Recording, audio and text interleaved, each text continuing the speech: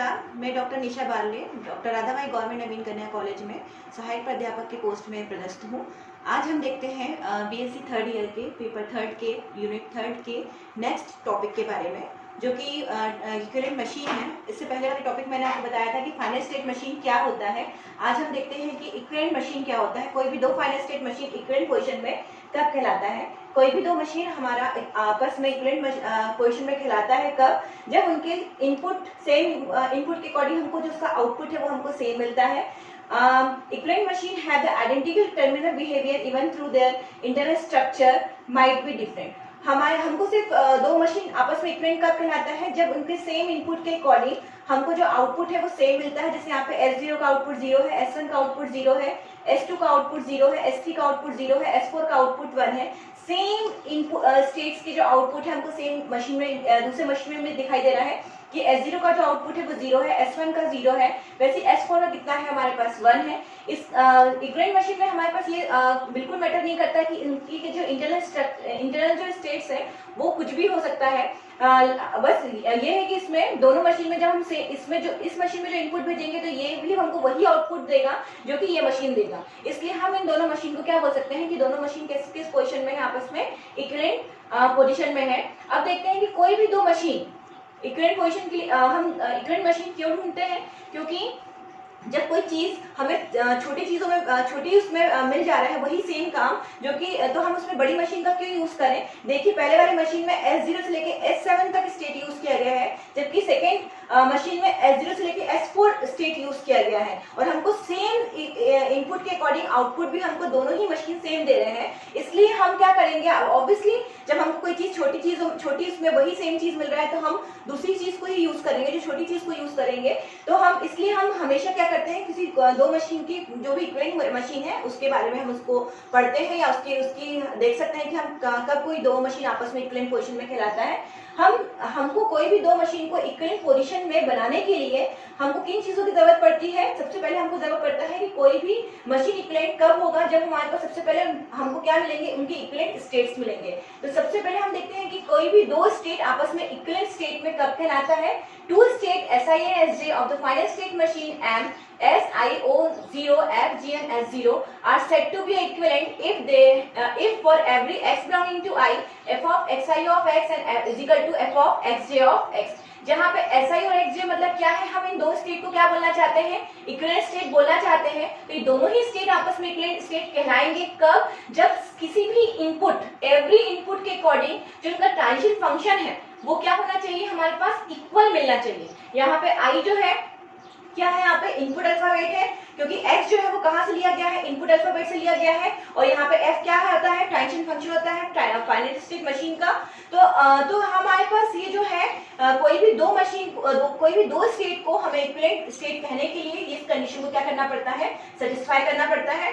कोई भी equivalent state बहुत सारे प्रकार के होते हैं। सबसे पहले होता है हमारे पास जीरो इक्विवेलेंट स्टेट, जीरो तुल्य अवस्थाएं। कोई भी दो स्टेट है आपस में जीरो इक्विवेलेंट स्टेट कहलाता है कब, जब हमें उन मशीन के उस स्टेट के जो आउटपुट है वो सेम मिलते हैं। देखिए यहाँ पर ये मशीन है आपके पास, यहाँ पे S0 का आउटपुट 0 है, S1 का आउटपुट 0 है, वैसे ही S3 का आउटपुट भी क्या है, 0 है। मतलब ये तीनों ही जो स्टेट्स हैं इनके आउटपुट क्या है, सेम है। वो क्या मिल रहा है आपको, 0। इसलिए ये तीनों ही आपस में कौन सी इक्विवेलेंट कहलाएंगे, जीरो इक्विवेलेंट। वैसे ही यहाँ पर एक S2 स्टेट है जिसका आउटपुट कितना मिल रहा है, 1। यहाँ पे S4 स्टेट है जिसका आउटपुट कितना मिल रहा है हमको, 1। मतलब इन दोनों ही स्टेट के आउटपुट हमको अगेन क्या मिल रहा है, सेम मिल रहा है। इसलिए ये दोनों स्टेट भी आपस में कौन सी पोजीशन में है, जीरो इक्विवेलेंट पोजीशन में है।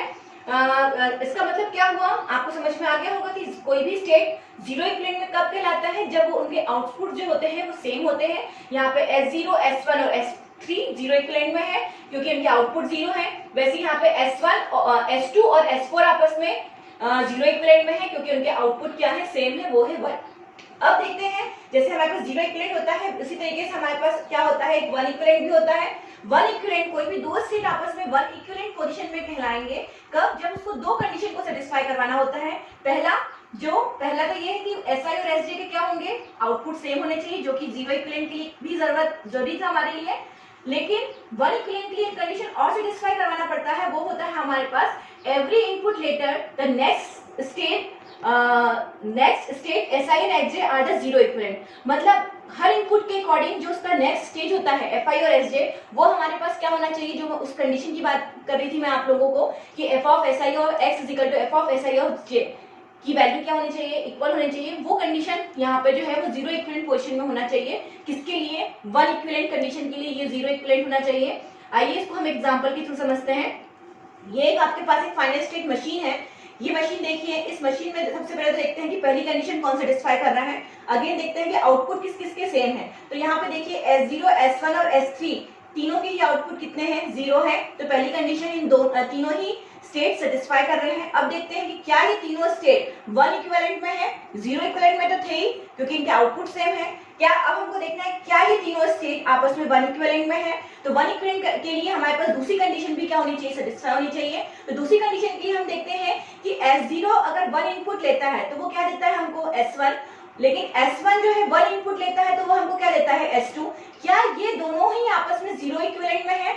जीरो इक्विवेलेंट मतलब क्या इन दोनों के आउटपुट सेम है। तो देखो S1 का आउटपुट कितना है, जीरो। S2 का आउटपुट कितना है, वन। मतलब S1 और S2 के जो आउटपुट है वो सेम नहीं है। सेम नहीं होने की वजह से वो आपस में जीरो इक्विवेलेंट में नहीं है, इसलिए वो इसकी सेकंड कंडीशन को क्या कर रहे हैं, फुलफिल नहीं कर रहे हैं। इसलिए S0 S1 के साथ में वन इक्विवेलेंट कंडीशन में नहीं होगा। अब देखते हैं क्या S0 S3 के साथ में, क्योंकि उनके भी आउटपुट सेम है।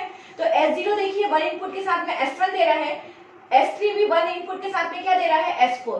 क्या S1 और S4 जीरो इक्विवेलेंट में है। जीरो इक्विवेलेंट मतलब क्या, उनके आउटपुट सेम है। तो यहाँ पे देखते हैं S1 का आउटपुट कितना है, जीरो, और S4 का आउटपुट कितना है, वन। अगर इसका मतलब क्या है, आउटपुट अगेन दूसरा आ गया, मतलब वो जीरो इक्विवेलेंट पोजीशन में नहीं है। इसलिए S0 S1 और S3 के साथ में वन इक्विवेलेंट पोजीशन में नहीं होगा। वैसे अब हम देखते हैं कि और किस किस के आउटपुट हमें को सेम मिल रहे हैं, क्योंकि हमको पहली कंडीशन बहुत से लोग सेटिस्फाई कर रहे हैं। अब देखिए यहाँ पर S1 और S3 के भी आउटपुट कितना था, जीरो जीरो।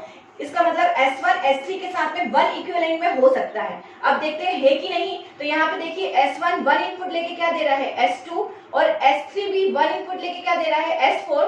क्या S2 और S4 जीरो इक्विवेलेंट पोजीशन में है, जीरो इक्विवेलेंट पोजीशन में है। इसका मतलब क्या हुआ, क्या उनके आउटपुट सेम है, बिल्कुल। S2 और S4 का आउटपुट कितना है, वन वन, मतलब सेम है, इसलिए वो जीरो इक्विवेलेंट पोजीशन में है।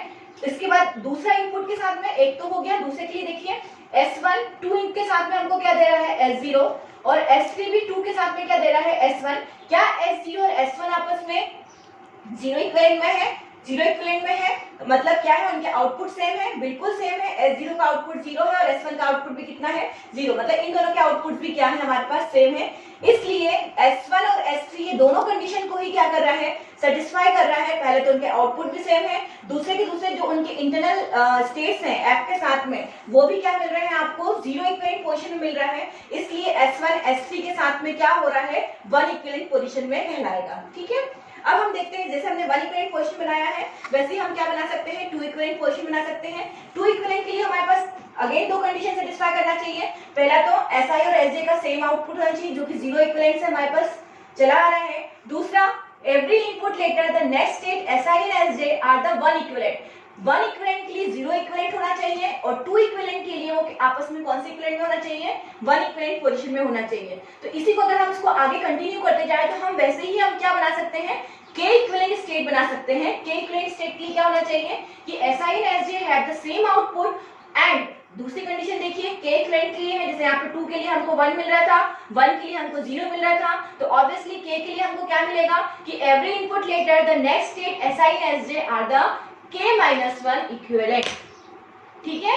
तो अब हम के इक्विवेलेंट की डेफिनेशन देख सकते हैं। डेफिनेशन क्या होगी कि कोई भी दो state SI and SJ of the final state machine M are said to be a K equivalent if they have the same output, पहली condition, and for every input later they are successive are K-1 equivalent। ये main है आपका, K के लिए K-1, 2 के लिए 1 और 1 के लिए जीरो इक्विवेलेंट पोजीशन में वैल्यूज को होना पड़ता है।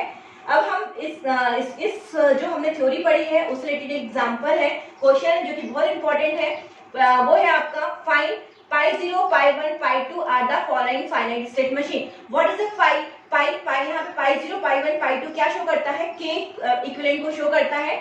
यहाँ पे जैसे मैंने आपको जो डेफिनेशन पढ़ाई थी, यहाँ पर हम उसको लिख सकते हैं कि यहाँ पे किसी भी के इक्विवेलेंट को हम लोग किससे डिनोट करते हैं, पाई से।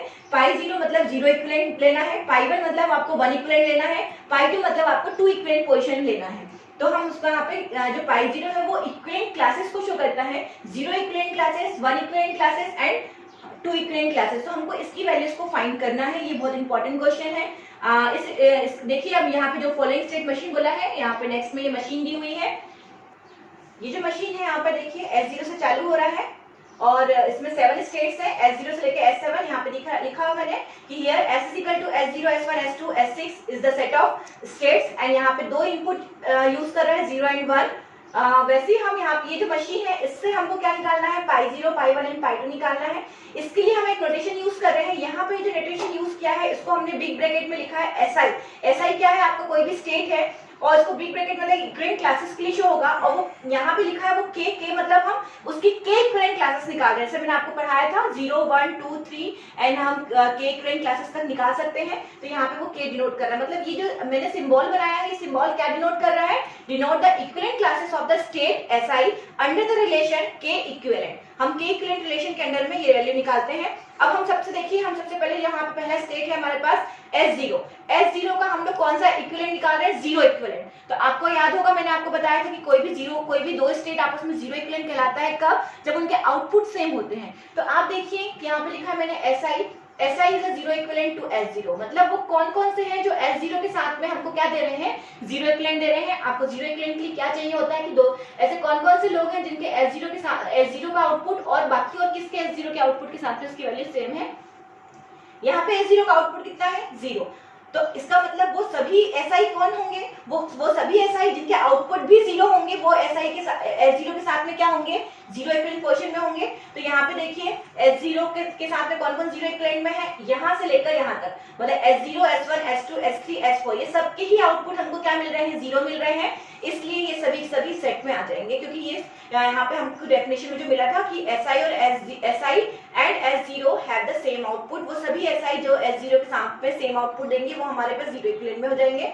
अब हमारे पास इसको और आगे वैल्यू निकालना है, क्योंकि हमारे पास सेट S में और भी मेंबर्स हैं। अभी तक हमने कितने मेंबर यूज किए हैं, केवल 5 ही मेंबर यूज किया है, जबकि हमारे पास 7 मेंबर हैं। तो बचे हुए मेंबर्स के लिए भी हम 0 इक्विवेलेंट निकालेंगे। तो बचे हुए मेंबर कौन से, S0 से लेकर S4 यूज हो चुका है, S5। अब S5 का हम क्या देखेंगे, 0 इक्विवेलेंट। तो सबसे पहले देखिए कि S5 का 0 इक्विवेलेंट की डेफिनेशन क्या होगी, वो सभी SI जो है वो 0 इक्विवेलेंट में हो किसके, S5 के साथ में। S5 के साथ में हो, उसका मतलब ऐसे कौन है जिसमें S5 का आउटपुट और ऐसे कौन सा स्टेट्स है जिसके आउटपुट हमको क्या मिल रहे हैं, सेम मिल रहे हैं। तो सबसे पहले S5 पे आते हैं। तो S5 का आउटपुट कितना है, 1। तो इसका मतलब S5 के साथ में वो सभी स्टेट आपके 0 इक्विवेलेंट में कहलाएंगे जिसके आउटपुट्स भी क्या होंगे, 1 होंगे। तो यहाँ पे देखिए S5 के साथ में S6 और S7 के आउटपुट भी क्या दे रहे हैं हमको, 1 1। इसलिए यहाँ पर ये जो है SI वो आपस में S5 S6 और S7 भी किस पोजीशन में है, हमारे पास 0 इक्विवेलेंट पोजीशन में है। तो अब हमको लिखना है पाई 0, मतलब इन इक्विवेलेंट क्लासेस का कलेक्शन हमारा क्या कहलाता है, पाई 0। तो पाई 0 इक्वल टू क्या होगा, पहले तो देखिए कि 0 मतलब 0 इक्विवेलेंट में कौन है, तो ये तीनों, ये पांचों का पेयर आपस में 0 इक्विवेलेंट में है और साथ में ये तीनों का पेयर भी आपस में क्या है, 0 इक्विवेलेंट में है। तो उसको हम लोग यहाँ पे लिख देते हैं। तो हमारे पास क्या मिल गया, हमको पाई 0 मिल गया। अब हमको क्या निकालना है, पाई 1 निकालना है। पाई 1 निकालने के लिए हमको अब जैसे यहाँ पे हमने 0 इक्विवेलेंट लिया था, वैसे ही हमको यहाँ पे अब क्या लेना पड़ेगा, 1 इक्विवेलेंट लेना पड़ेगा। तो अब हम देखते हैं कि अब S0 का, जैसे हमने 0 इक्विवेलेंट निकाला था वैसे S0 का अब हम क्या निकालेंगे, 1 इक्विवेलेंट निकालेंगे।